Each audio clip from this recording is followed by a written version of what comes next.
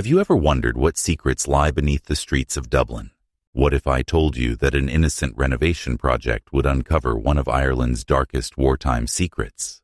This is the story of how one man's urban exploration hobby led to an international investigation that would shake the foundation of Irish World War II history. Sean Murphy wasn't your typical urban explorer. Living with severe anxiety, he found peace in documenting abandoned places for his modest YouTube channel of 3,000 subscribers. The isolation of these forgotten spaces somehow calmed his racing thoughts, but nothing could have prepared him for what he discovered beneath Dublin's historic Liberties District in December 2022. It started when Sean noticed construction crews breaking ground for a new apartment complex.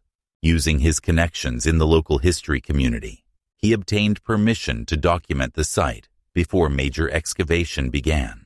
The darkness beneath the city streets seemed different that day. His flashlight beam caught something unusual: a heavy metal door, its surface corroded by decades of moisture. The bunker beyond that door hadn't seen light in over 70 years. Sean's camera captured everything: rusted bed frames, moldering military documents, and walls lined with peculiar stains that didn't look like water damage.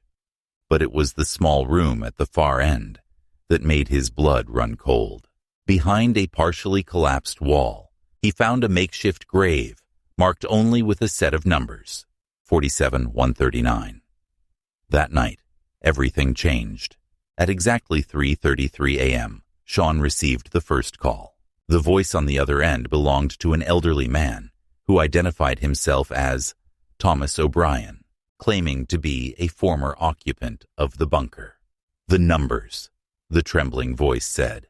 They weren't just counting the dead.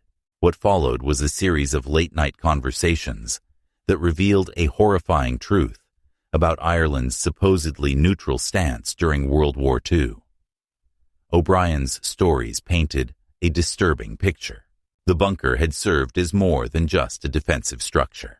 Under the guise of neutrality, certain factions within the Irish government had allegedly permitted German scientists to conduct experiments on volunteers, prisoners who had been promised early release.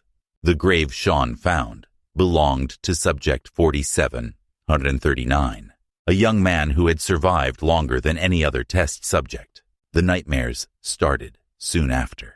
Sean's anxiety medication barely helped as he dove deeper into his investigation. Local historians confirmed parts of O'Brien's account, discovering redacted documents that mentioned a classified project codenamed Operation Winterschlaf.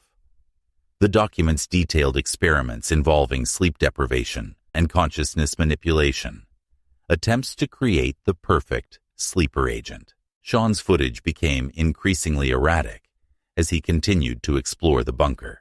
His camera captured unexplainable phenomena: equipment batteries draining instantly, mysterious whispers in the background, and most disturbingly, what appeared to be fresh footprints in the decades-old dust. The breaking point came when Sean received an unmarked package containing a worn leather journal. Its pages held detailed observations written in both German and English, documenting the systematic torture of test subjects through sleep deprivation and experimental drugs. The final entry, dated April 1945, mentioned a successful breakthrough, followed by orders to terminate all subjects and seal the facility. International historians and war crime investigators descended upon Dublin. Sean's YouTube channel exploded from 3,000 to over 2 million subscribers within weeks. But the truth came at a terrible cost. The late-night calls continued, becoming more frequent and disturbing. O'Brien's voice changed, sometimes sounding younger, sometimes multiple voices, speaking in unison. Each call ended with the same haunting words: "They never let us sleep, and now we'll never let you rest." The investigation revealed that Thomas O'Brien had indeed existed, but he had died in 1989. Phone records showed Sean's calls came from a number that hadn't been in service since the 1940s. The paranoia eventually forced Sean to abandon his channel and move away from Dublin. His final video, posted anonymously, showed him sleep-deprived and terrified, claiming that the spirits of the bunker's victims had followed him. Today, the bunker remains sealed by government order, its entrance buried beneath tons of concrete. But late at night, residents of the Liberties district sometimes report hearing strange sounds echoing from beneath the streets, the muffled cries of those who were never meant to wake up. If you found this story disturbing, imagine living it.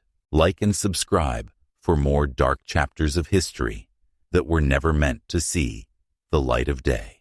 Remember, some secrets are buried for a reason, and some darkness should never be disturbed. Have you ever discovered something that should have remained hidden?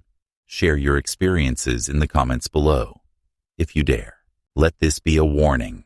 The next time you hear your phone ring at 3:33 a.m., think twice before answering.